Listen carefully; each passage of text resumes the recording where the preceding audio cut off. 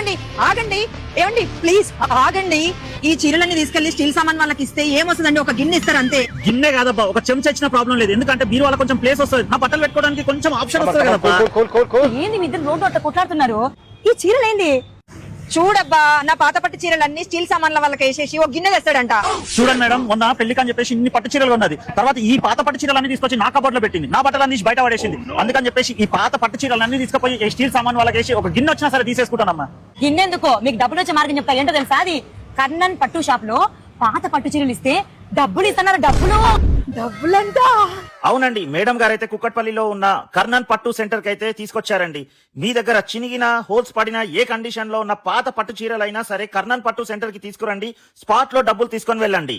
వీళ్ళు మన పాత పట్టు చీరల్లో ప్యూరిటీ చెక్ చేసి సిల్వర్ ఉంటే తీసుకుంటారు, కాపర్ ఉంటే తీసుకోరు.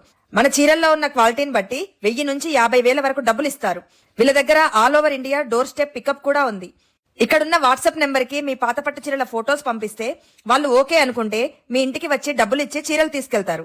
వీళ్ళకు హైదరాబాద్, కాంచీపురం, చెన్నై, బెంగళూరులో బ్రాంచెస్ ఉన్నాయండి. హైదరాబాద్ లో అయితే వీళ్ళ బ్రాంచ్ వచ్చేసి కుక్కట్పల్లిలో ఉన్న సుబ్బయ్య గారి హోటల్ ఎదురుగానే ఉంటుందండి. ఈ అవకాశాన్ని అందరూ సద్వినియోగం చేసుకోండి. బాయ్.